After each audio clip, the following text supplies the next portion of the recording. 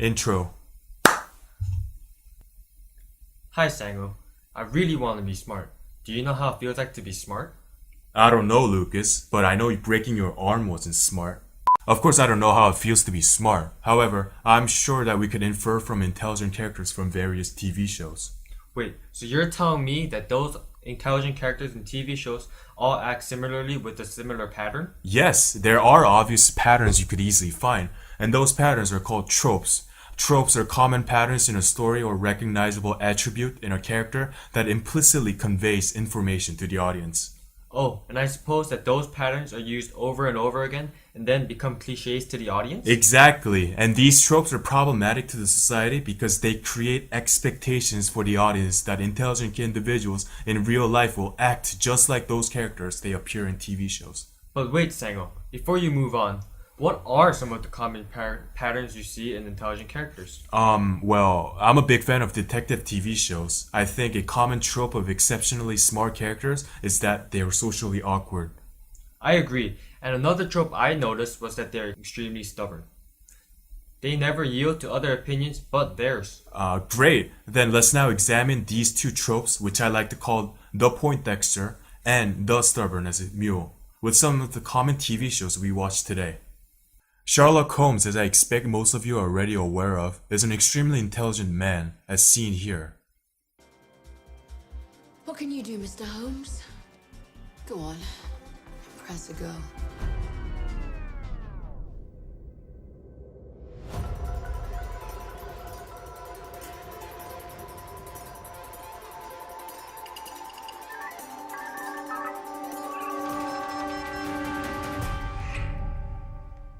There's a margin for error, but I'm pretty sure there's a 747 leaving Heathrow tomorrow at 6:30 in the evening for Baltimore. Apparently it's going to save the world. Not sure how that could be true, but give me a moment. I've only been in the case for 8 seconds. However, as we have already predicted, Sherlock Holmes has a great weakness. He is socially awkward. We can clearly see in this scene that Sherlock Holmes is not fitting well into the dance party. He simply cannot socialize with the real world. Another prime example is shown here. Beers, please. Pints. 443.7 millilitres. When his best and only friend, Dr. John Watson, asks Sherlock to become his best man, even though Watson gives him numerous clues and hints, Sherlock simply cannot get it. For my wedding, for me, I need a best man. Oh, right. Look, Sherlock, this is the biggest and most important day of my life. No, it is. It is. And I want to be up there with the two people that I love and care about most in the world. Yes. Moreover, after Watson directly asks him to be his best man, he has a stunning reaction. You.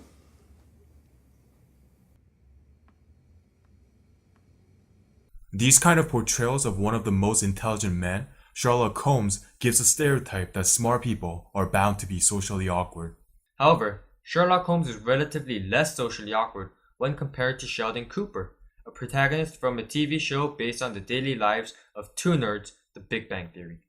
Now remember, Newton realized that Aristotle was wrong and force was not necessary to maintain motion. So let's plug in our 9.8 meters per second squared as A, and we get force, Earth gravity, equals mass times 9.8 meters per second. As seen in the footage, Sheldon Cooper is an extraordinary character. He is socially awkward, which is shown through his quirkiness, disrespect, and lack of sarcasm awareness. Of course, that's like saying you're the most important electron in a hydrogen atom. Because you see, there's only one electron in a hydrogen atom. My point is, if you want to learn how to make friends, then just go out to a coffee shop or a museum, meet people, talk to them, take an interest in their lives. That's insane on the face of it. Come on. Where are we going? You're driving me to the mall. I'm going to acquire a book that summarizes the current theories in the field of friend making. Excuse me, do you have any books about making friends? The way he communicates is so different from other people in his society that he and the society run into social conflicts and poor sharing of ideas. The director connects his personality with his intellectual superiority and creates an image that reinforces the stereotype of a nerd. Therefore, the audience subconsciously, or even consciously, links intellect with personalities.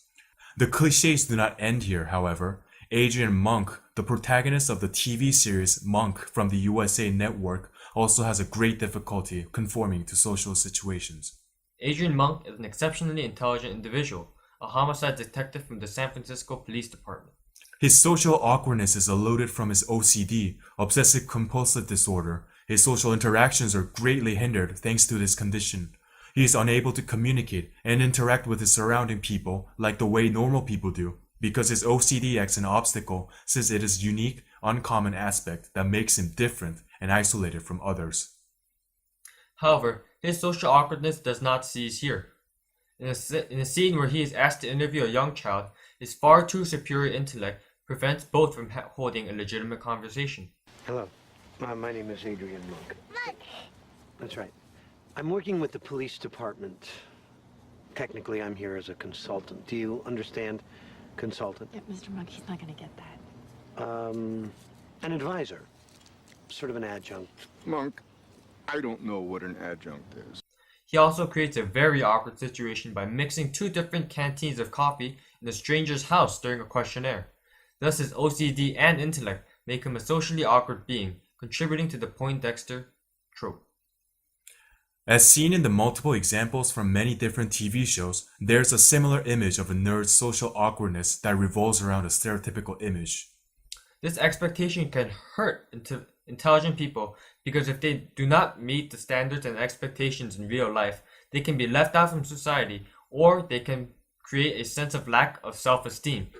Thus, these tropes should be noticed by the audience so that they consciously understand that those characters may not hold true in the real world. Another noticeable trope about nerds in TV series is the stubborn as a mule trope.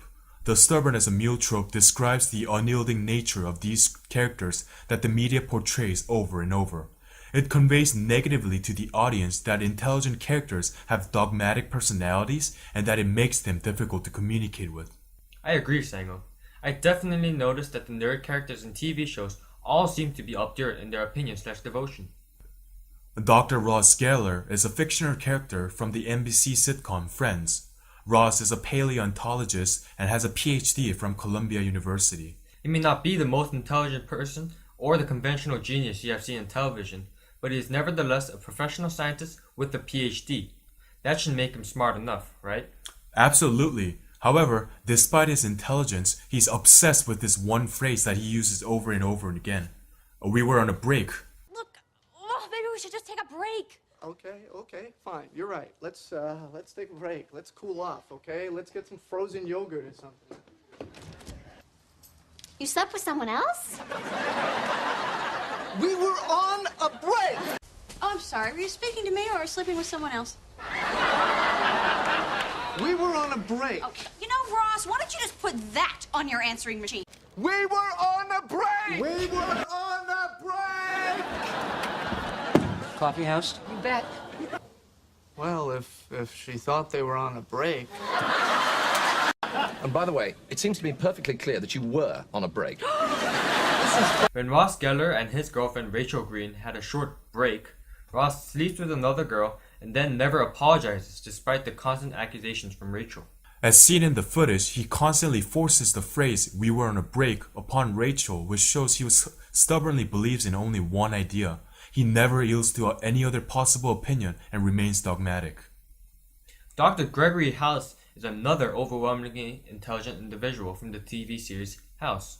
He's a drug addict and a social loner, but possesses an incredible talent in medicine. However, just like most of the intelligent characters and tropes we have introduced, Dr. House possesses the stubborn as a mule trope. He is unyielding, pig-headed, and uncompromising. For example, in this scene, House is imprisoned and is about to be released for parole. He forces to treat one of his inmates against clinic doctor's strong objection. Consequently, he was sentenced to another 6 months of solitary confinement. Adam! They're gonna revoke your parole. They're gonna charge you with extra crimes. You'll be here 6 more months, minimum. Sorry, distracted. You were saying? There are, of course, more examples, such as when one of his patients, Giles, signs the DNR, which is an agreement that prohibits doctors from practicing CPR or ACLS to save a patient's life. And I want one of them papers to say, I don't want nothing done if something go bad. A DNR? Despite the paperwork and patient's will, because Dr. House is such a dogmatic character who never leaves the puzzle unsolved, he risks to perform ACLS to save Giles' life. Nobody killed him. He's not dead. Chase intubated. He's DNR.